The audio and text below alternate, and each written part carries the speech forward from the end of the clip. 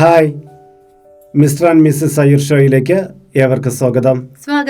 ഇത് RJ ലക്ഷ്മി, ഇത് RJ Iyer. അപ്പോൾ ലക്ഷ്മി, നമ്മുടെ മിസ്റ്റർ ആൻഡ് മിസ്സസ് അയ്യർ ഷോയിലൂടെ വ്യത്യസ്തമായിട്ടുള്ള കാര്യങ്ങളാണ് നമ്മൾ കുറച്ച് കാലങ്ങളായിട്ട് അവതരിപ്പിച്ച് പോരുന്നത്. അപ്പോൾ നല്ലൊരു സബ്ജക്റ്റ് ഇന്ന് നമ്മുടെ പ്രേക്ഷകർക്ക് വേണ്ടി കൊടുക്കണം എന്ന് ഞാൻ ആഗ്രഹിക്കുന്നുണ്ട്. അപ്പോൾ ഒരു സബ്ജക്റ്റ് ലക്ഷ്മി തയ്യാറാക്കിയിട്ടുണ്ടെന്നും അറിഞ്ഞിട്ടുണ്ട്. അതേക്കുറിച്ചൊന്ന് പറയാമോ? ഇന്ന് നമ്മൾ ചർച്ച ചെയ്യാമെന്ന് ഞാൻ വിചാരിക്കുന്ന സബ്ജക്റ്റ് എന്ന് പറയുന്നത് വേറൊന്നുമല്ല, ഡെപ്റ്റ് അഥവാ കടം. ഈ അടുത്ത കാലത്ത് ഞാനൊരു സർവേ റിപ്പോർട്ട് വായിച്ചിട്ടുണ്ടായിരുന്നു. ഒരു 2 വർഷം മുമ്പുണ്ടായിരുന്ന ഒരു സർവേ റിപ്പോർട്ടാണ്. അപ്പോൾ അതിൽ പറഞ്ഞ കാര്യങ്ങൾ കേട്ടപ്പോഴത്തേക്കും നമ്മൾ ഞെട്ടിക്കുന്ന ഒരു കാര്യങ്ങളാണ് അതിൽ പറഞ്ഞേക്കുന്നത്. കാര്യം എന്ന് വെച്ചാൽ നമ്മുടെ ഈ പുതുതലമുറ ഏതെങ്കിലും രീതിയിലുള്ള ഒരു കടത്തിലാണ്. ഇപ്പോൾ ചിലപ്പോൾ ഒരു വണ്ടി വാങ്ങിച്ചതിൻ്റെ ആയിരിക്കാം, അല്ലെങ്കിൽ വിദ്യാഭ്യാസ ലോണായിരിക്കാം. കൂടുതൽ കുട്ടികൾക്കും വിദ്യാഭ്യാസ ലോണിൻ്റെ ഒരു പ്രഷറുണ്ട്. പിന്നെ വീട് വയ്ക്കുന്നതിൻ്റെ ആയിരിക്കാം. അങ്ങനെ എന്തിന് ഈവൻ ഡ്രസ്സ് വാങ്ങിക്കുന്നത് പോലെ EMI ഇട്ടാണെന്ന് കേൾക്കുമ്പോൾ ഞെട്ടിക്കുന്ന വാർത്തയാണ്. പണ്ട് നമ്മുടെ വീടുകളിലൊക്കെ പട്ടിണിയും പ്രശ്നങ്ങളും ദുരിതങ്ങളും ഒക്കെ കാണും. എങ്കിൽ പോലും അവർക്ക് പോലും ഈ രീതിയിലുള്ള ഒരു കടം ഉണ്ടായിരുന്നില്ല. എന്നാൽ ഇന്ന് നമ്മൾ കാണുന്നവർക്കൊക്കെ എല്ലാം ഉണ്ട്. ആഡംബരപൂർണമായ ജീവിതമാണ്, വലിയ വീട്, കാറ് എല്ലാം ഉണ്ട്. പക്ഷേ മിക്കവരും ഏതെങ്കിലും രീതിയിലുള്ള കടങ്ങളിലാണ് എന്നുള്ളതാണ് നമ്മൾ മനസ്സിലാക്കേണ്ട കാര്യം എന്ന് പറയുന്നത്. ഇതെന്ന് പറയുന്നത് നമുക്ക് നമ്മുടെ സമൂഹത്തെ മുഴുവൻ ബാധിക്കുന്ന ഒരു പ്രശ്നമല്ലേ ഈ കടം എന്ന് പറയുന്നത്. അപ്പോൾ അതിനെക്കുറിച്ച് നമുക്ക് ചർച്ച ചെയ്യാമെന്നാണ് ഞാൻ വിചാരിക്കുന്നത്. അതിനെക്കുറിച്ച് ചേട്ടൻ്റെ അഭിപ്രായം എന്താണ്? ആദ്യമേ പറഞ്ഞോട്ടെ, നല്ല സബ്ജക്റ്റാണ്. ഇത് കണ്ടുകൊണ്ടിരിക്കുന്ന ഒരു 80-90% പേരിലും കടമുണ്ടായിരിക്കും. ഏതെങ്കിലും ഒരു തരത്തിലുള്ള കടമുണ്ടായിരിക്കും. കടം നല്ല കടമാണോ മോശം കടമാണോ എന്ന് പറയുന്നതിന് മുമ്പ് തന്നെ നമ്മുടെ ഗവൺമെൻറ് തന്നെ പലപ്പോഴും കടത്തെ പ്രോത്സാഹിപ്പിക്കുന്നതായിട്ട് എനിക്ക് തോന്നുന്നുണ്ട്. ഇപ്പം ലക്ഷ്മിക്ക് എന്തെങ്കിലും ഒരു കാര്യത്തിന് വേണ്ടി ഒരു ലോൺ എടുക്കുകയാണെങ്കിൽ മറ്റൊരു കാര്യത്തിൽ ലക്ഷ്മി അതൊരു കടമാണെങ്കിലും എടുക്കാൻ ചെല്ലുമ്പം ലക്ഷ്മിക്ക് സിബിൽ സ്കോർ എന്ന് പറയുന്നൊരു കാര്യമുണ്ട്. അത് ലക്ഷ്മിയുടെ കയ്യിൽ എത്ര പൈസ ഉണ്ടായിരുന്നാലും ശരി, അത് സ്കോർ ക്ലിയർ ആവില്ല. ലക്ഷ്മി കൃത്യസമയത്ത് ലോൺ എടുക്കുക, തിരിച്ചടയ്ക്കുക, അങ്ങനെയൊക്കെ വരുമ്പോഴാണ് സ്കോർ കൂടുകയും മറ്റേ ചെല്ലും. ലക്ഷ്മി കൃത്യമായി തിരിച്ചടച്ചില്ലെങ്കിൽ സ്കോർ കുറയും. പക്ഷേ ലക്ഷ്മി ലോണൊന്നും എടുക്കാതിരുന്നാലും ഈ സ്കോർ കുറഞ്ഞാണ് നിൽക്കുന്നത്.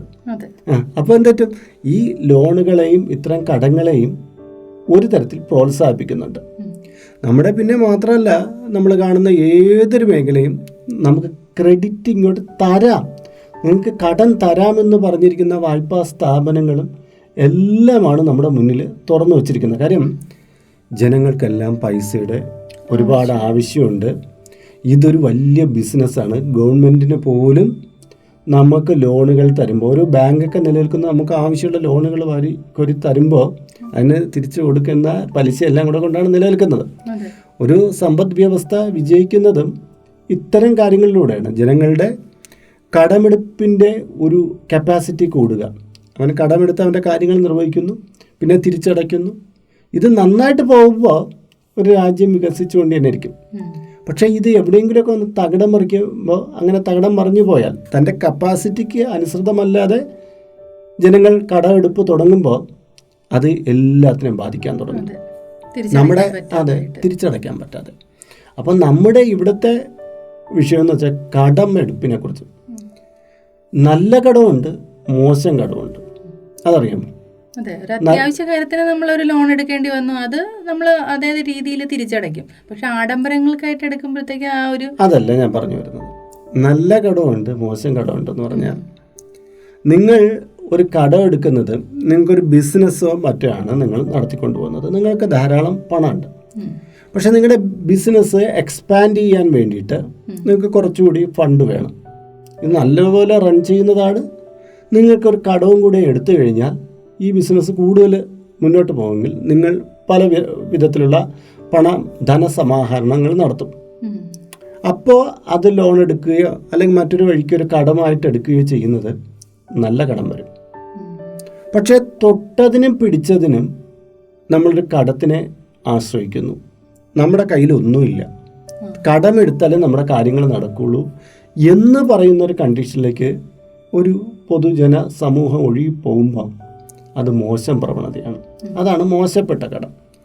നമ്മുടെ നാട്ടിൽ നടക്കുന്ന ബഹുഭൂരിപക്ഷം ഈ മോശപ്പെട്ട കടത്തിലാണ്. ഇപ്പം നമുക്ക് അദാനി എന്നൊക്കെ പറയാം, അദ്ദേഹത്തിനൊക്കെ വളരെയധികം കടമാണ്, ഭയങ്കര കടമാണ്. പക്ഷേ അതെല്ലാം അദ്ദേഹത്തിൻ്റെ പുതിയ പുതിയ ബിസിനസ്സിന് വേണ്ടിയിട്ടാണ് അദ്ദേഹം എടുക്കുന്നത്. ശരിക്കും പറഞ്ഞാൽ ആ കടത്തിനേക്കാൾ ഏറിയ രീതിയിൽ മുതൽ അദ്ദേഹത്തിനുണ്ട്, അതിൻ്റെ എത്രയോ മടങ്ങ് മുതലുണ്ട്. പക്ഷെ അതെടുത്ത് കളിക്കാതെ അത് വേറൊരു ബിസിനസ്സിലേക്ക് മാറ്റി കടം കുറഞ്ഞ ചിലവിൽ കിട്ടുന്ന പലിശയ്ക്ക് കിട്ടുന്ന കടങ്ങൾ എടുത്തിട്ട് അദ്ദേഹം ഹ്യൂജായിട്ടുള്ള റിട്ടേൺസ് ഉൽപ്പാദിപ്പിക്കും. അത് നല്ല കടത്തിൻ്റെ ലക്ഷണമാണ്. അപ്പം നല്ല കടവും മോശം കടവും എന്ന് പറഞ്ഞാൽ ഇതാണ്. ലക്ഷ്മി പറഞ്ഞാൽ അത്യാവശ്യത്തിന് ഓടിച്ചെന്ന് കടം മറിക്കുന്നത് നല്ല കടമല്ല. അത് നമുക്ക് കൃത്യമായ രീതിയിൽ നമ്മളൊരു എമർജൻസി ഫണ്ട് ഇല്ലാത്തതിൻ്റെ ലക്ഷണമാണ് നമ്മൾ ഓടിച്ചെന്നൊരു അത്യാവശ്യത്തിന് കടം എടുത്തത്. അപ്പം ഞാൻ ചോദിച്ചോട്ടെ ലക്ഷ്മി, ഒരാൾ ബോധപൂർവം കടമുണ്ടാക്കുകയാണോ, ഒരാൾക്ക് പെട്ടെന്ന് കടം വന്ന് ചേരുകയാണോ എന്ന് ലക്ഷ്മിക്ക് ഇപ്പോഴത്തെ സമൂഹത്തിലെ ജനങ്ങളുടെ ഒരു രീതി കണ്ടിട്ട് എങ്ങനെ തോന്നുന്നു? ഒരാൾ, അതായത് ഞാൻ പറഞ്ഞു വന്നത്, പെട്ടെന്ന് ഒരാൾ കടബാധിതനാണെന്ന് പറയുമ്പോൾ ഈ കടം ബാധിക്കാനുള്ള ഒരു സാധ്യത, അതായത് അവർക്ക് ആ റിസ്ക് താങ്ങാനുള്ള കഴിവ് എത്രമാത്രമായിരിക്കും, അത് അവർക്ക് ബോധ്യമില്ലാതെ അവർ ചെന്ന് കടമെടുക്കുന്നതാണ് കൂടുതലെന്ന് നമ്മൾ കണ്ടിട്ടില്ലേ? മനസ്സിലായി ഞാൻ പറഞ്ഞു വന്നത്?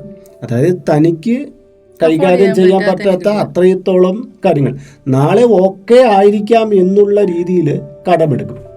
ഈ കട ആണ് പിന്നീട് പെരുകി വരും. ചിലപ്പോൾ അവരുടെ പദ്ധതികൾ പോലെ കാര്യങ്ങൾ നടന്നില്ല എന്ന് വന്നേക്കും. അപ്പോഴാണ് കടം പെരുകി വരുന്നത്. ഇനി എങ്ങനെയൊക്കെയുള്ളൊരവസ്ഥ ആവട്ടെ, കടമെന്ന് പറഞ്ഞ മനുഷ്യനെ അങ്ങ് ഉരുക്കിയിട്ട് ഉറങ്ങാൻ പറ്റില്ല ഒരു വ്യക്തിക്ക്.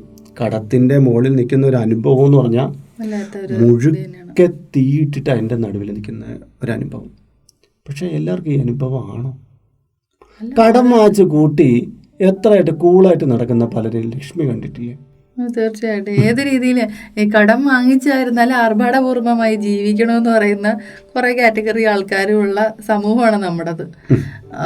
ആൾക്കാർ ഈ പറഞ്ഞ മാതിരി അറിഞ്ഞുകൊണ്ട് കടം വരുത്തി വയ്ക്കുന്നവരുമുണ്ട്, സാഹചര്യങ്ങൾ കൊണ്ട് പല അത്യാവശ്യങ്ങളും കൊണ്ട് കടത്തിൽ പെട്ടുപോകുന്നവരുണ്ട്.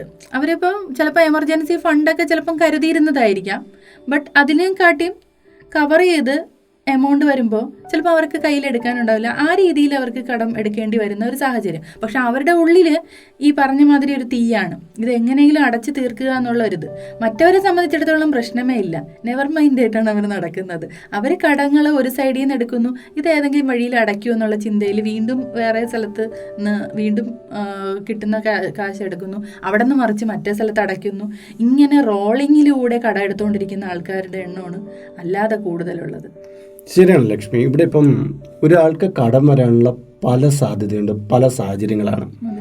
ഇപ്പോൾ ഒരു വ്യക്തി നല്ലൊരു ജോലിയൊക്കെ ഉണ്ട്, നന്നായിട്ട് അയാളുടെ കയ്യിൽ കാശുണ്ട്, അയാൾ കിട്ടുന്നതിൽ കുറച്ച് മിച്ചം പിടിച്ച് ലോണൊന്നുമില്ല, ഒരു കാര്യമില്ല. അദ്ദേഹം ചിട്ടിയൊക്കെ കിട്ടി ചെറിയ തോതിൽ അയാൾക്ക് കിട്ടുന്ന ഒരു 40,000 രൂപ മാസ വരുമാനമുള്ള സാധാരണ ഒരു വ്യക്തി, നല്ലൊരു ജോലിയൊക്കെ ഉണ്ട്.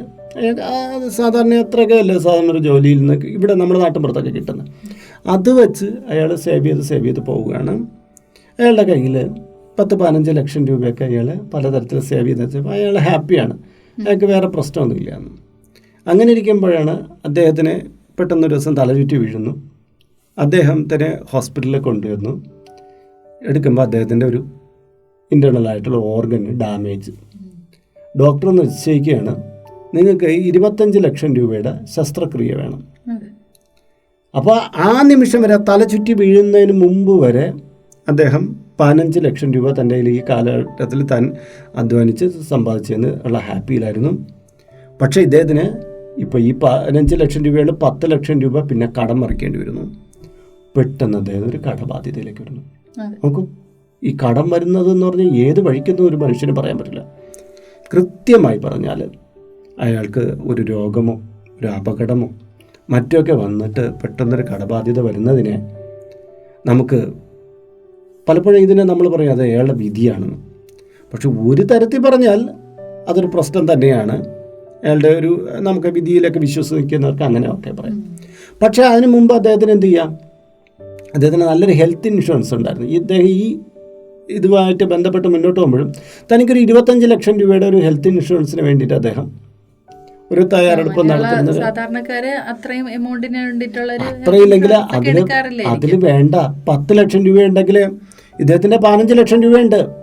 10 ലക്ഷം രൂപയുടെ ഞാനൊരു ഇത് പറയാണ്, എല്ലാവർക്കും ഇങ്ങനെ 25 ലക്ഷം രൂപയുടെ വരണമെന്നില്ല. അത് വരുന്നതെല്ലാം 10-15 ആയിരിക്കാം, ചിലപ്പോൾ വലിയ ഇതും വന്നേക്കാം. അത് ഓരോരുത്തരുടെ മനുഷ്യരുടെ ഞാൻ പറയണ അതൊരു അവസ്ഥയാണ്. പക്ഷേ നമുക്കൊരു താങ്ങെന്ന് പറയുന്നൊരു ഹെൽത്ത് ഇൻഷുറൻസ് അവിടെ ഉണ്ടാവും. ചെറുതാണെങ്കിൽ ചെറുത്, അത്രയും പൈസ അവിടെയുണ്ട്, അത്രയും പൈസ അവിടെയുണ്ട്. അപ്പോൾ ആ കടത്തിൻ്റെ ഭാരം കുറയ്ക്കാം. അയാൾ ബുദ്ധിപൂർവമായിട്ട് അത് ചെയ്തിരുന്നെങ്കിൽ കടത്തിൻ്റെ ഭാരം കുറയ്ക്കും. പിന്നെ മകളെ കെട്ടിച്ചയക്കാൻ വേണ്ടിയിട്ട് അത്രയും നേരം ഈ കുട്ടി വളർന്നു വരുന്നത് എല്ലാം നോക്കിക്കൊണ്ടിരുന്നു. പെട്ടെന്ന് മോള് വളർന്ന് വലുതായപ്പോഴാണ് ഇനി വിവാഹം കഴിച്ചയക്കണം. നെട്ടോട്ടാടുന്നു, കുറുകോട്ടാടുന്നു, അവിടെ നിന്ന് കടം മേടിക്കുന്നു, ഇവിടെ നിന്ന് കടം മേടിക്കുന്നു. ഈ കുട്ടി ജനിക്കുമ്പോഴേ ഈ കുട്ടിയെ നാളൊരു കാലത്ത് വിദ്യാഭ്യാസത്തിന്, ഈ കുട്ടിയുടെ പിന്നെ വിവാഹത്തിനും എല്ലാത്തിനും ഒരു കരുതൽ വേണമെന്ന് ഒരു ഉറപ്പുള്ള അച്ഛനമ്മമാർ അതിനുവേണ്ടി ചെറിയ ചെറിയ ചെറിയ നീക്കിയിരിപ്പുകൾ. ഇപ്പോൾ നമുക്കറിയാമല്ലോ, ഒരു അധിക അറിവൊന്നും വേണ്ട. പോസ്റ്റ് ഓഫീസ് സേവിങ്സ് ഫണ്ടുകളിൽ എന്തില്ലെങ്കിലും നമ്മൾ ഇട്ട് പോയാലും നല്ലൊരു എമൗണ്ട് കിട്ടും. ഇനി കുറച്ചുകൂടി അറിവുള്ളവർക്ക് ഒരു 10-20 വർഷം വരുന്ന ഒരു സുകന്യ പദ്ധതിയിലൊരു കുട്ടിക്ക് വേണ്ടിയിട്ട് ഒരുവിധം നല്ലൊരു റിട്ടേൺസ് അതിൽ നിന്ന് കിട്ടും. ഒരു മ്യൂച്വൽ ഫണ്ടിൽ ഇട്ട് കഴിഞ്ഞാൽ നല്ല റിട്ടേൺസ് കിട്ടും. അപ്പോൾ ഇത് ആരംഭത്തിൽ നിന്ന് തുടങ്ങും. അപ്പോൾ ആദ്യം പറയും, നിനക്കൊരു പണ്ടത്തെ അമ്മമാരൊക്കെ പറയും, നിനക്കൊരു പെൺകുട്ടിയാണ്, നിനക്ക് ഓർമ്മ വരും, ഓ പെൺകുട്ടിയാണ്, അവളെ വളർന്നോട്ടെ, അതൊക്കെ നമ്മൾ നടത്തും. അന്നേരം എന്ത് ചെയ്യും, കളിച്ച് കളഞ്ഞിട്ടാണ്. പിന്നീട് കുട്ടിയുടെ ഒരു വിവാഹപ്രായം എത്തുമ്പോൾ ചിലർ പറയുന്നത്, മോളെ നീ പഠിച്ചൊരു ജോലി മേടിക്കണം, എന്നിട്ട് എല്ലാ കാര്യങ്ങളും നീ നോക്കിക്കൊള്ളണം എന്ന് പറഞ്ഞ് അത്രയും നേരമുള്ള കുട്ടിയെ പഠിപ്പിച്ചു എന്നുള്ള കാര്യത്തോടു കൂടി എല്ലാം ആയി. ആ കുട്ടി പിന്നെ വലിയ റിസ്ക്കാണ്. പലപ്പോഴും ഈ പഠിപ്പിക്കാൻ എന്ത് ചെയ്യുന്നു, ഈ കുട്ടിക്ക് ഇവർ വലിയ ഇതൊന്നും ഒരുക്കി വെച്ചില്ല, വിദ്യാഭ്യാസ ലോൺ എടുത്തു കൊടുത്തേക്കും. ഇവൾ ഇത് കഴിഞ്ഞിട്ട്, അല്ലെങ്കിൽ അവനാവട്ടെ, എങ്ങനെ ആവട്ടെ, ഒരു കുട്ടി ആണും പെണ്ണായാലും തുല്യം തന്നെ, ഈ അവനൊരു ജോലി വിദ്യാഭ്യാസം കഴിഞ്ഞ ഉടനെ ലോണ് എടുത്ത അതിൻ്റെ തിരിച്ചടവിനുള്ള കാര്യങ്ങളിലേക്ക് പോകണം. അവൻ ആദ്യമേ ഒരു കടത്തിലേക്ക് ആദ്യമേ അച്ഛനമ്മമാരും ഉന്തി തള്ളി വിടുകയാണ്. പിന്നെയുള്ള കാര്യം എന്ന് പറഞ്ഞു കഴിഞ്ഞാൽ, ഇപ്പം വിദേശ രാജ്യങ്ങളിലേക്ക് പോകാനുള്ള ഭ്രമമാണ്. അവിടെ പോയി ഉപരിപഠനം ചെയ്യണം. ഒരുപാട് ഉപരിപഠനം ചെയ്യാൻ നല്ലതാണ്. വിദേശ രാജ്യത്തൊക്കെ പോയാൽ നമ്മുടെ നാട്ടിനേക്കാളും നല്ല തുക വരുമാനമൊക്കെ കിട്ടും അല്ലേ. ഒരുപാട് ലക്ഷ്മിയുടെ കൂട്ടുകാരും പലരും പോകുന്നതെന്നൊക്കെ പറഞ്ഞു കേട്ടിട്ട്. അപ്പം അവിടെ ചെന്ന് കഴിഞ്ഞാൽ ഇവിടുന്ന് പോകണമെങ്കിൽ എന്ത് ചെയ്യണം, പണ്ട് ഗൾഫ് രാജ്യങ്ങളിൽ പോകും പോലെയല്ല, ഇപ്പോൾ യൂറോപ്യൻ രാജ്യങ്ങളിലേക്കാണ് ട്രെൻഡ്. അപ്പോൾ അവിടേക്ക് പോയി പഠിച്ച് അവിടെ ഒരു ജോലിയൊക്കെ നേടിയെടുക്കാൻ ഒരു സമയമെടുക്കും. അവിടെ ചെന്ന് കയറുന്നത് ഇവിടുത്തെ യൂണിവേഴ്സിറ്റി പോലെ ഒന്നുമല്ല. അവിടെയൊക്കെ ചെറിയ യൂണിവേഴ്സിറ്റികളിലാണ് ഇവിടെ നിന്നൊക്കെ പോകുന്ന പലരും എത്തിപ്പെടുന്നത്. പക്ഷെ അവിടെ ചെന്ന് കയറാൻ വേണ്ടിയിട്ട് ഇവിടുന്ന് കുറേ പണം അവിടേക്ക് പമ്പ് ചെയ്യേണ്ടി വരും. ആ കുട്ടിയൊക്കെ അവിടുത്തെ പഠനം, അവിടുത്തെ ചിലവുകൾ എല്ലാം. ഈ തൊഴിൽ ചെയ്തിട്ട് പഠിക്കാമെന്ന് പറഞ്ഞാൽ എല്ലാം ഒന്നും അങ്ങോട്ട് നടക്കണ കാര്യമൊന്നും അല്ലെന്നേ. തൊഴിൽ ചെയ്തുകൊണ്ടിരുന്നാൽ പിന്നെ പഠിക്കാനൊന്നും സമയം കിട്ടില്ല. പിന്നെ കുറേയൊക്കെ ഇവിടെ നിന്ന് അങ്ങോട്ട് കൊടുക്കേണ്ടി വരും. ഇവിടെയുള്ള വീട് ലോണ് വെച്ച്, അവിടെയുള്ള സെക്യൂരിറ്റി തുക അടച്ച്, ഇങ്ങനെയൊക്കെയാണ് പലരും പോകുന്നത്. അവിടെ ചെന്നിട്ട് ഒരു തൊഴിലും കിട്ടാതെ അവിടെ ബാധ്യതകളുമായി ഇവിടുത്തെ EMI അടയ്ക്കാൻ പറ്റില്ല, ഒന്നും ചെയ്യാൻ പറ്റാതെ കുരുങ്ങി കിടക്കുന്ന ഒരുപാട് പേര് എന്നെ വിളിക്കാറുണ്ട്. ഒരുപാട് കഥകളുണ്ട്. അതൊക്കെ നമുക്ക് മറ്റൊരു തരത്തിൽ, നമ്മളിവിടെ കടം വരുന്ന കാര്യം പറയാം. ഞാൻ ദിവസം ലക്ഷ്മി എടുത്ത് പറഞ്ഞ ഓർമ്മയില്ല, ഒരു മരപ്പണിക്കാരൻ, ഒരു കൊത്തപ്പണിക്കാരൻ, ഒരു മേസ്ത്രി നമ്മളെ നാട്ടിൽ പറയുന്നത്, അദ്ദേഹം 10-28 വയസ്സിലൊക്കെ നല്ല തൊഴിലിൽ എത്തപ്പെട്ട് നല്ലൊരു മേസനായ ആളാണ്. 10-35 വയസ്സിപ്പോൾ ആയി. അവൻ്റെ കയ്യിൽ നല്ലൊരു ഐഫോൺ ഉണ്ട്, നല്ല ബൈക്കുണ്ട്, എല്ലാം ഉണ്ട്. അവൻ്റെ വീട് വന്ന് നോക്കണം, അതൊന്നും ചുമര് തയ്ച്ചിട്ടില്ല, ഒന്നും ചെയ്തിട്ടില്ല. മാത്രമല്ല ഇവൻ്റെ കയ്യിൽ ഈ ഐഫോണൊക്കെ എടുക്കാൻ വേണ്ടിയിട്ട് ഇവൻ മരിച്ചു വെച്ചാൽ കടമൊന്നും ചില്ലറയില്ല. വീട്ടിലുള്ള കുട്ടിയൊക്കെ ഒക്കെ ചോദിച്ചു കഴിഞ്ഞാൽ ഞങ്ങളൊക്കെ ദാരിദ്ര്യ അവസ്ഥയിലായിരുന്നു, അതുകൊണ്ട് കുട്ടിക്ക് കളിക്കാനൊക്കെ വാങ്ങിച്ചു കൊടുക്കുന്നത് വളരെ വിലപിടിപ്പുള്ള സാധനങ്ങളാണ്. ഇവൻ മദ്യപിക്കാനൊക്കെ എടുക്കുന്ന പണം ഒരുപാട് അവൻ ചിലവഴിക്കുന്നുണ്ട്. ഒരു നമ്മുടെ ലക്ഷ്മിക്കറിയല്ലോ, ഇടത്തരം ഹോട്ടലിലൊക്കെ കയറി കഴിഞ്ഞാലൊന്നും ഇന്ന് ആരും ഇടത്തരം ഹോട്ടലിൽ അപ്പവും ദോശയും പുട്ടും തിന്നാൻ കയറില്ല. കുഴിമന്തിയും അങ്ങനെയൊക്കെയുള്ള ഹോട്ടലുകൾ അന്ന് അധ്വാനിച്ച തുക മൊത്തം ഇരട്ടിയൊക്കെ ഫുഡിന് വേണ്ടി ചെലവഴിച്ചിട്ട് വരും. ഇതിൻ്റെ കൂട്ടത്തിലാണ് ഈ എല്ലാവരും ദീർഘദൂര യാത്രകൾ പോകുന്നു. അവിടെ പോയി ചില്ല് ചെയ്യുന്നു. ഇൻസ്റ്റാഗ്രാമൊക്കെ കാണുമ്പം നമ്മൾ പോയില്ലെങ്കിൽ കുഴപ്പമല്ലേ, അന്നേരം വച്ച് പിടിക്കുകയാണ് ആ സ്ഥലത്ത്. കടമെടുത്തിട്ടാണ് പലരും പോകുന്നത്. വീട് വയ്ക്കുമ്പം നമുക്ക് സ്വസ്ഥമായിട്ട് കിടന്നുറങ്ങാൻ ഒരു നില വീട്ടിൽ ഒരു അടച്ചുറപ്പുള്ള ഒരു മുറി എന്നുള്ളൊരു സങ്കല്പമായിരുന്നു മുന്നിലുണ്ടായിരുന്നത്. ഇന്നങ്ങനെയല്ല, മാളിക വയ്ക്കണം. അത് ഒരു ഇടത്തരം ജീവിത രീതിയിൽ ഒരാൾ ജീവിക്കുകയാണെങ്കിൽ അയാൾ ആ വീട് വെച്ച് കഴിയുമ്പോൾ നല്ലൊരു കടമാവും. പണ്ട് ഒരു ധനകാര്യത്തിന് ഒരു വിദഗ്ധൻ പറഞ്ഞതാണ്, നിങ്ങൾ വീട് വയ്ക്കാൻ പോകും മുമ്പ് നിങ്ങളൊരു കാര്യം ചെയ്യണം. നിങ്ങളുടെ വീട്ടിൽ കറണ്ട് ഉണ്ടെങ്കിൽ അതിൻ്റെ വയറിലോട്ടൊന്ന് തൊടണം, എന്നിട്ട് സ്വിച്ചും കൂടെ ഓൺ ചെയ്യണം. അപ്പോൾ പെട്ടെന്ന് ഷോക്ക് അടിക്കും. അപ്പോഴേ തലമുടിയല്ല ഇങ്ങനെ എഴിച്ചിരിക്കും. ഈ അവസ്ഥയായിരിക്കും നിങ്ങൾ ഒരു ലോൺ എടുത്ത് വീട് വയ്ക്കുക. വീട് വെച്ച് ആ ദിവസം നമ്മൾ പാല് വെച്ച് കയറി താമസിച്ച് വന്ന് അതുവരെ ഹാപ്പിയാണ്. അത് കഴിഞ്ഞാൽ നമുക്ക് മാസാമാസം വരുന്ന EMI മറ്റുള്ള കാര്യങ്ങൾ ഒരുപാട് വന്നു കൂടും. അപ്പോൾ നമുക്കിതിലൊന്നും പിടിച്ചിരിക്കാൻ പറ്റില്ല. പിന്നെ അവസാനം കടം പെരുകി ഒടുവിൽ ഈ ആശിച്ച് മോഹിച്ച് വച്ച വീട് വിറ്റിട്ട് പോകുന്ന എത്ര പേരുണ്ട്. ഇങ്ങനെ പല മേഖലയിൽ പലതരത്തിലാണ് വ്യക്തികളിലെ കടബാധ്യത വന്നു കൂടിക്കൊണ്ടിരിക്കുന്നത്. അപ്പോൾ ഈ പറഞ്ഞതൊക്കെ ശരിയാണ്. കടങ്ങൾ ഇങ്ങനെ പല രീതികളിൽ വരുന്നുണ്ട്.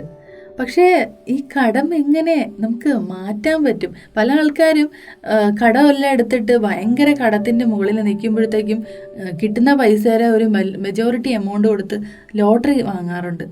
ഈ ഏതെങ്കിലും ലോട്ടറി അടിക്കണം, ആ ലോട്ടറി അടിച്ച പൈസ കൊണ്ട് ഈ കടങ്ങളെല്ലാം വീട്ടണം എന്നുള്ളൊരു ചിന്തയാണ്. എപ്പോഴും അതിന് വേണ്ടിയിട്ട് കൂടുതൽ എമൗണ്ട് സ്പെൻഡ് ചെയ്യുന്ന ആൾക്കാരുണ്ട്, ഭാഗ്യത്തെ പരീക്ഷിക്കുന്നവർ. പിന്നെ ചില ആൾക്കാരൊക്കെ ചേട്ടൻ്റെ വീഡിയോയ്ക്ക് താഴെയൊക്കെ കമൻറ്റ് ചെയ്യണ ഞാൻ കണ്ടിട്ടുണ്ട്, തിരുമേനി ഈ ഒരു മന്ത്രം പറഞ്ഞു തരുമോ കടം മാറാൻ വേണ്ടിയിട്ട്, അല്ലെങ്കിൽ ധാരാളം പണം കിട്ടാൻ വേണ്ടിയിട്ട് എന്ന് പറഞ്ഞിട്ട് മന്ത്രങ്ങളുടെ പുറകെ നടക്കുന്ന ആൾക്കാരുണ്ട്. ഇങ്ങനെ എങ്ങനെയും കടം മാറാൻ വേണ്ടിയിട്ട് പല മെത്തേഡുകൾ അവലംബിക്കാൻ വേണ്ടി ശ്രമിക്കുന്ന ആൾക്കാരാണ് നമുക്ക് ചുറ്റുമുള്ളത്. അവർക്ക് നിറയെ കടവുമുണ്ട്. ഇതെങ്ങനെ മാറ്റാൻ പറ്റും? അതൊരു വലിയ കാര്യമല്ലേ? എന്ന് വെച്ചാൽ നമുക്ക് കടം വരുത്തി വയ്ക്കുന്നവർക്ക് ഇത് വീടാനും കൂടെ ഉള്ളൊരു മാർഗം അവലംബിക്കേണ്ടതില്ലേ? അത് നല്ല ചോദ്യമാണ്. പക്ഷേ ഈ കടം ഉണ്ടായത് ഒരേ വഴിയിലല്ല.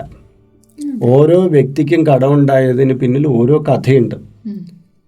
ചതിയിലൂടെ കടമുണ്ടായവരുണ്ട്, കയ്യിലിരിപ്പ് കൊണ്ട് കടമുണ്ടായവരുണ്ട്, രോഗം കൊണ്ട് കടമായവരുണ്ട്, പ്രകൃതിക്ഷോഭങ്ങൾ കൊണ്ട് കടമായവരുണ്ട്, മറ്റുള്ളവരെ സഹായിക്കാൻ പോയിട്ട് കടമുണ്ടായവരുണ്ട്. അങ്ങനെ നിരവധിയായിട്ടുള്ള കടങ്ങളുണ്ട്. അപ്പം പിന്നെ വേറൊന്നുമല്ല, ഈ ചില സമരങ്ങൾ കൊടി പിടിച്ച് നല്ല വ്യവസായത്തെ തകർത്തിട്ട് കടമാക്കിയവരുണ്ട്. അതായത് അവർ നന്നായിട്ടാണ് റൺ ചെയ്യുക, അവർക്ക് ഒരു പ്രശ്നം ഉണ്ടായിരുന്നില്ല, പക്ഷെ അങ്ങനെ കടമുണ്ട്. അപ്പോൾ ഓരോ കടവും നമ്മുടെ മുന്നിൽ വന്നു ചേർന്നതിന് ഓരോ വഴികളായിരുന്നു.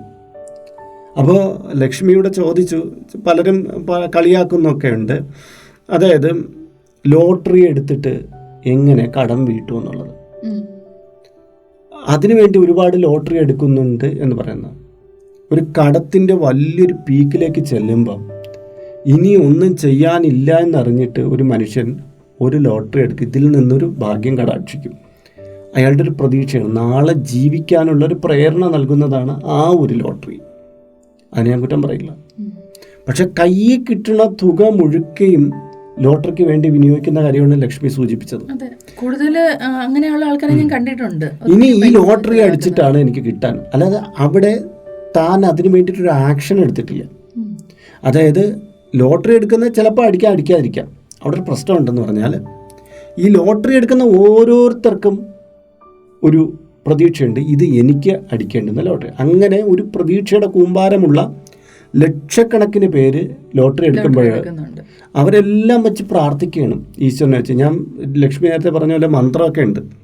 ഈ മന്ത്രമൊക്കെ വെച്ച് പ്രാർത്ഥിക്കും. അവരുടെ മൂർത്തിയുടെ മുന്നിൽ ചെന്നിരുന്ന് പ്രാർത്ഥിക്കും.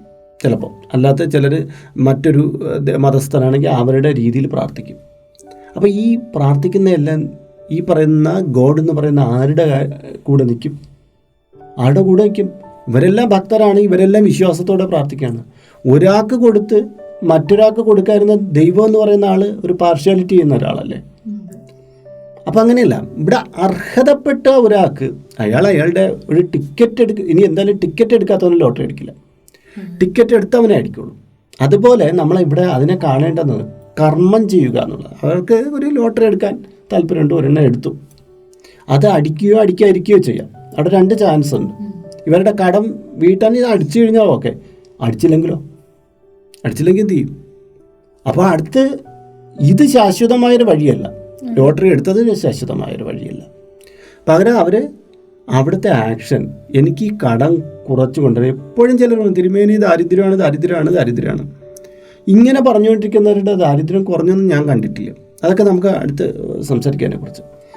അപ്പോൾ ലക്ഷ്മി അടിച്ചില്ലേ, അടുത്തൊരു മന്ത്രം ജപിക്കുന്ന ആരും പലപ്പോഴും ഹൈന്ദവതയിൽ ശക്തമായ ചില മന്ത്രങ്ങളുണ്ട്. ധനത്തെ നമുക്ക് കാക്ഷിക്കുന്നവർക്ക് ജപിച്ചാൽ ഗുണം കിട്ടും. ഈ ഗുണം കിട്ടുന്നത് എങ്ങനെയാണ്? ഈ പ്രപഞ്ചവുമായിട്ട് നമുക്കൊരു കണക്ഷൻ ഉണ്ട്. ഈ കണക്ഷൻ കൃത്യമായി വരണമെങ്കിൽ അവിടെ ലോ ഓഫ് അട്രാക്ഷൻ ഉണ്ടാവണം. ധനവുമായിട്ട് ബന്ധപ്പെട്ടൊരു അട്രാക്ഷൻ ഉണ്ടാവണം. അത് ചുമ്മാ ഇരുന്ന് ഒരാൾ ജപിച്ചുകൊണ്ടിരുന്ന ആളുടെ മുമ്പ് എവിടെന്നെങ്കിലും ഇന്ത്യൻ കറൻസിയോ ഡോളറോ ഒന്നും കൊണ്ടുവന്നിട്ട് കൊടുക്കുന്നൊന്നുമില്ല. പകരം അയാളുടെ കർമ്മ, അയാൾ ഈ മന്ത്രം ജപിക്കുന്നു, പ്രതീക്ഷയോടെ എനിക്കിത് കിട്ടുമെന്ന് ജപിക്കുന്നു. പിന്നെ തൻ്റെ കടം വീട്ടാനുള്ള മാർഗങ്ങൾ അന്വേഷിക്കുന്നു. അല്ല, കടമുണ്ട്, ദൈവം നേരിട്ട് വന്ന് പ്രത്യക്ഷപ്പെട്ട് എൻ്റെ കടം വീട്ടിത്തരും എന്ന് പറഞ്ഞത് എൻ്റെ ഈ ആസ്ട്രോളജി ഫീൽഡിൽ ഞാൻ അധികമൊന്നും കണ്ടിട്ടില്ല. 1-2 കാഴ്ചകളൊക്കെ കണ്ടിട്ടുണ്ട്. ചിലർ വളരെ സാമ്പത്തികമായിട്ടൊരു കുഞ്ഞിൻ്റെയൊക്കെ കാര്യം കണ്ടിട്ട് വളരെ പ്രശ്നമായിട്ട് ഓപ്പറേഷനായപ്പോൾ ജനങ്ങളെല്ലാം കൂടെ ചേർന്നിട്ട് പിരിവെടുത്ത് കൊടുത്ത് ആ കുഞ്ഞിൻ്റെ ഓപ്പറേഷൻ നടത്തി വിജയിപ്പിക്കണൊക്കെ നമുക്ക് ഒരുപാട് നമ്മൾ അല്ലാതെയൊക്കെ കാണുന്നുണ്ട്. അങ്ങനെ ദൈവം ജനങ്ങളായിട്ട് വന്നിട്ട് കൊടുക്കുന്നതൊക്കെ ഉണ്ട് എന്ന് പറഞ്ഞ് എല്ലാവരിലും ഇതൊക്കെ നടക്കൂ? ഇവരുടെ കടം ഉണ്ടാക്കിയത് ചിലപ്പം പലപ്പോഴും വീട്ടുകാരോ നാട്ടുകാരോ പറയും നിൻ്റെ പോക്ക് നാശത്തിലേക്കാണ് എന്നുള്ള രീതിയിൽ. ഒരു കാറ് മേടിക്കണമെന്ന് തോന്നിയാൽ അപ്പോൾ കിട്ടുന്നതിൽ ഏറ്റവും കൂടിയ കാർ മേടിക്കും. ഒരു സെക്കൻഡ് ഹാൻഡ് യൂസ്ഡ് കാർ അവൻ്റെ അത്രയേ ഉള്ളൂ. ഒരു EMI ഇട്ടാൽ എടുക്കേണ്ട ആവശ്യം. ഈവൻ EMI ഇടുന്നത് എന്ന് പറഞ്ഞാൽ ഒരു മാസം അടയ്ക്കേണ്ടി വരുന്നത് 20,000-30,000 രൂപ അടയ്ക്കണം. ചിലപ്പോൾ ഈ 20,000-30,000 രൂപ 2 മാസത്തെ ഉണ്ടെങ്കിൽ അവനൊരു യൂസ്ഡ് കാർ മേടിക്കാം. അത്യാവശ്യത്തിന് പോകേണ്ട അപ്പുറമൊക്കെ പോകേണ്ട ഒരു യൂസ്ഡ് കാർ ഒരു 60,000 രൂപ കൊടുത്താൽ പോലും ഇപ്പോൾ കിട്ടാനുണ്ട്. ഒരുവിധം ഭേദമുള്ളത് 2 മാസത്തെ അടവ്. ഇത് കരുതി വെച്ചാൽ മതി അവന് ആ യൂസ്ഡ് കാർ. പിന്നീട് അവൻ ഒരു ചിട്ടി കെട്ടുകയോ അല്ലെങ്കിൽ അവനൊരു മ്യൂച്വൽ ഫണ്ടിലിട്ടിട്ട് ഒരു ഗോൾ സെറ്റ് 5 വർഷം കഴിയുമ്പോൾ എനിക്ക് നല്ലൊരു കാർ മേടിക്കണം. ഇപ്പോഴേ പണം അടയ്ക്കുന്നു. പണം അടച്ചിട്ട് അവനത് മേടിക്കുന്നു. അപ്പോൾ പറയുന്നു തിരുമേനി അന്നത്തെ ആഗ്രഹം നമ്മൾ അത്രയും കാലം ജീവിച്ചിരുന്നില്ലെങ്കിൽ എന്ത് ചെയ്യും? അപ്പോൾ എന്ത് ചെയ്യും? അതുകൊണ്ട് ഇപ്പോഴത്തെ മോഹങ്ങളൊക്കെ നമ്മൾ നടത്തും. അപ്പോഴും പോസിറ്റീവാണ് പറയുന്നത്. എടാ, കട എടുത്ത് കഴിഞ്ഞിട്ട് EMI അടയ്ക്കുന്നതിൻ്റെ കാറ് ചിലപ്പോൾ നീ ഭയങ്കര അഭിമാനത്തിന് കാറ് ജപ്തി ചെയ്തുകൊണ്ട് പോകും. അല്ലെങ്കിൽ കടത്തിൻ്റെ ഇത് കൂടുമ്പോൾ നീ ഒരു കയറിൽ കയറി തൂങ്ങും. അപ്പോഴും നാണക്കേടില്ലേ? ഇച്ചിരി വെയിറ്റ് ചെയ്ത് നിനക്ക് ആ പൈസ ഉണ്ടാക്കിയിട്ട് സന്തോഷത്തോടെ ആ ചാവിയും തിരിവി ഗിയറും മാറി വണ്ടി ഓടിച്ച് പോകേണ്ടത് അവൻ ഒരു 4-5 വർഷം വെയിറ്റ് ചെയ്താൽ അവൻ്റെ സ്വന്തമാകേണ്ടുന്ന സാധനം അവൻ കാണിക്കുന്നത് എന്താണ്? ഇപ്പോൾ ആരെ തോപ്പിക്കാൻ വേണ്ടിയിട്ട് ഇപ്പം മേടിച്ചു കൂട്ടിയതാണ്.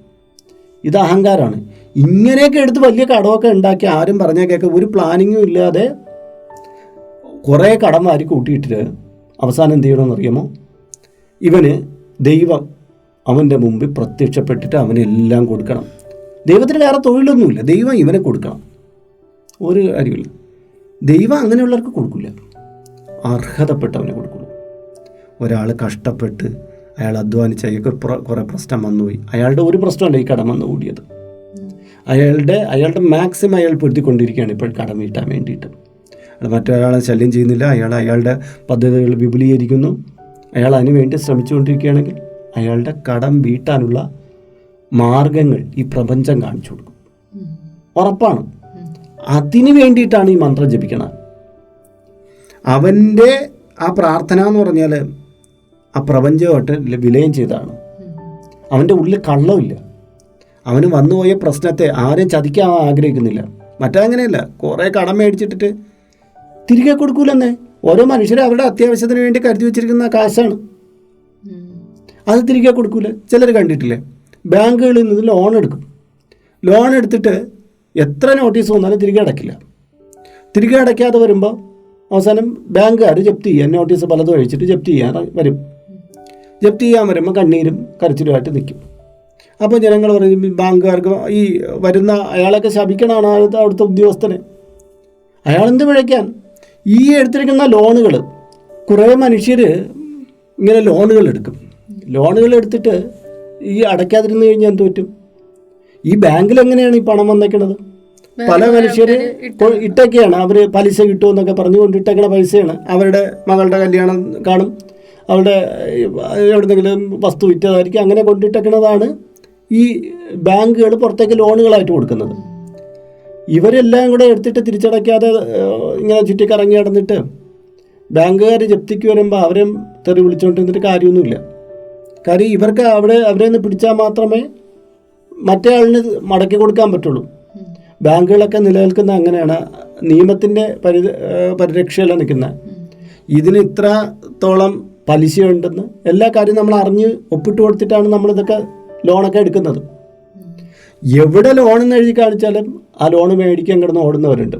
ക്രെഡിറ്റ് കാർഡ് എന്ന് പറഞ്ഞാൽ ക്രെഡിറ്റ് കാർഡ് ഇരിക്കല്ലേ, എത്ര രൂപ വേണമെങ്കിലും ലോൺ എടുക്കാം എന്നുള്ള മട്ടിൽ നടക്കുന്ന പുതിയ ടെക്കി സംസ്കാരത്തിലൊക്കെ ഉള്ള ആൾക്കാരുണ്ട്. അപ്പം ഇങ്ങനെ പല വിധത്തിൽ നമ്മുടെ കെടുകാര്യസ്ഥത കൊണ്ടാണ് ബഹുഭൂരിപക്ഷം ലോണുകളും വരുന്നത്, അല്ലെങ്കിൽ കടങ്ങളും വന്നുകൂടുന്നത്. അപ്പോൾ ലക്ഷ്മി വെച്ചാൽ ഈ കടം എങ്ങനെ ഇനി നമുക്ക് സോൾവ് ചെയ്ത് കൊണ്ടുവരാം എന്നുള്ളതാണ് അടുത്ത ചോദ്യം. നമുക്ക് ഈ നമ്മുടെ മുന്നിലുള്ള കടത്തെ നമുക്ക് എങ്ങനെ കുറച്ച് കൊണ്ടുവരാം, നമുക്ക് എങ്ങനെ കടത്തിൽ നിന്ന് ഒരു ഒഴിവ് കിട്ടണം. പക്ഷേ നമുക്ക് അത് ഈ ഒരു എപ്പിസോഡിൽ നമ്മൾ പറഞ്ഞു തീർക്കാൻ നടപ്പുള്ള കാര്യമില്ല. നമുക്ക് അടുത്തൊരു എപ്പിസോഡിൽ വ്യക്തമായിട്ട് ആ കാര്യങ്ങളെക്കുറിച്ചും ചർച്ച ചെയ്യാം. കാര്യം ഒരാൾ കടം വരുന്നത് നമുക്കിനി മാക്സിമം ഇത്തരം കടങ്ങൾ ഞാൻ പറഞ്ഞ ഈ കാര്യങ്ങളിൽ ഇത് കേട്ടുകൊണ്ടെങ്കിൽ കുറച്ച് പേർക്ക് ഒരു ഉണർവ് വന്ന് കാണും. ഞാനിങ്ങനെയൊന്നും കടത്തി ചെന്ന് ചാടാൻ പാടില്ല, കടം ഉണ്ടാവുന്നതിൻ്റെ പ്രശ്നങ്ങൾ, ഭവിഷ്യത്തുകൾ ഇത് കേട്ടുകൊണ്ടിരിക്കുന്ന പലർക്കും അനുഭവിച്ചുകൊണ്ടിരിക്കുക. അവർക്കും പറയാനുണ്ട് ഞങ്ങളുടെ കട ഇങ്ങനെയൊക്കെയാണ് വന്നത്. ചിലർ തിരിച്ചറിവൊന്നും ഇല്ലാത്തവരുണ്ട്. എത്ര കേട്ട് കഴിഞ്ഞാൽ എവിടെ നിന്ന് കടം കിട്ടിയാലും മേടിച്ചു കൂട്ടും, എന്നിട്ട് ജീവിതം നരയിച്ചേന്നൊക്കെ പറഞ്ഞ് കിടന്ന് ഓടുന്നവരുണ്ട്. അവരെ നമുക്കൊരിക്കലും തിരുത്താൻ പറ്റില്ല. പക്ഷേ അബദ്ധത്തിൽ ചിലപ്പോൾ കടബാധ്യതകളൊക്കെ വന്നുകൂടിയവരുണ്ട്. അവർക്ക് സ്വയം വിചിന്തനം ചെയ്യാൻ ഈ എപ്പിസോഡ് പോയിരിക്കും. ഇനി അടുത്ത എപ്പിസോഡിൽ നമ്മൾ ഈ കടത്തിനെ ചില റൂൾസ് ഉപയോഗിച്ച് നമുക്ക് കുറച്ചു കൊണ്ടുവരാൻ പറ്റും. ചില സ്ട്രാറ്റജികൾ നമുക്ക് അവലംബിക്കാൻ പറ്റും. അതിനെക്കുറിച്ച് നമുക്ക് അടുത്തൊരു എപ്പിസോഡിൽ വ്യക്തമായിട്ട് സംസാരിക്കും. ലക്ഷ്മിക്ക് തോന്നുന്നു ഈ എപ്പിസോഡിൽ കൂടെ ഇത് കുത്തിച്ചേരുകയാണോ അതോ അടുത്ത എപ്പിസോഡിൽ അത് പറഞ്ഞാൽ മതിയോ? പറയും. ഒരുപാടുണ്ടെങ്കിൽ നമുക്ക് ഇതിൽ ഇപ്പോൾ തന്നെ കുറച്ച് സമയമായിട്ടുണ്ട്. എങ്കിൽ പിന്നെ അടുത്ത എപ്പിസോഡിൽ നമുക്ക് ചെയ്യാവുന്നതാണത്. അപ്പോൾ പ്രിയമുള്ളവരെ, നമുക്ക് ഇന്നത്തെ വീഡിയോ ഇപ്പോൾ വൈൻഡപ്പ് ചെയ്യാനുള്ള സമയമായിട്ടുണ്ട്. അപ്പോൾ ഈ കടം വരുത്തി വയ്ക്കുന്ന ഇതിനെക്കുറിച്ച് പറഞ്ഞ കാര്യങ്ങളെല്ലാം നിങ്ങൾക്ക് ഒരുപാട് പേർക്കെങ്കിലും അതിന് യൂസ്ഫുള്ളായി കാണുമെന്ന് വിചാരിക്കുന്നുണ്ട്. കാര്യം പല ആൾക്കാരും ഈ കടങ്ങൾ വരുത്തി വെച്ചിട്ട് അതിൽ നിന്ന് രക്ഷ നേടാൻ ഒരുപാട് ബുദ്ധിമുട്ടിക്കൊണ്ടിരിക്കുന്നവരുണ്ട്. ചിലർ വിദഗ്ധമായി അവരുടെ ചില നീക്കങ്ങളിലൂടെ കടത്തിൽ നിന്ന് മോചിതരായിട്ടുള്ളവരുണ്ട്. അപ്പോൾ അത്തരമുള്ള ആൾക്കാരുണ്ടെങ്കിൽ അവർക്ക് നിങ്ങളുടെ അഭിപ്രായങ്ങൾ, നിങ്ങളുടെ എക്സ്പീരിയൻസ് നിങ്ങൾക്ക് കമൻ്റ് ചെയ്യാം. അതിലൂടെ ഒരാളുടെ ജീവൻ്റെ വിലയുണ്ട് നിങ്ങളുടെ ഓരോ അഭിപ്രായത്തിന്. അപ്പോൾ പല ആൾക്കാരും ചിലപ്പോൾ ഒരു ആത്മഹത്യയുടെയൊക്കെ വക്കിൽ നിൽക്കുന്നവർ വരെ ഉണ്ടാവാം ഈ കടം പെരുകിയിട്ട്. അപ്പോൾ അത്തരം ആൾക്കാർക്ക് നിങ്ങളുടെ അഭിപ്രായങ്ങൾ ഒരു പ്രചോദനമാവും, അവർക്കൊന്ന് വിചിന്തനം ചെയ്യാനും ഈ ഒരു കടത്തിൽ നിന്ന് മോചിതരാവാനും ഒക്കെ ആയിട്ട്. അപ്പോൾ അടുത്ത വീഡിയോയിൽ നമുക്കിതിൻ്റെ ബാക്കി ഭാഗം കേൾക്കാം. അപ്പോൾ ഈ ഒരു എപ്പിസോഡ് ഇവിടെ വൈൻഡപ്പ് ചെയ്യുകയാണ്. നിങ്ങളുടെ സ്വന്തം RJ അയ്യർ, RJ ലക്ഷ്മി. നമസ്കാരം. നമസ്തേ.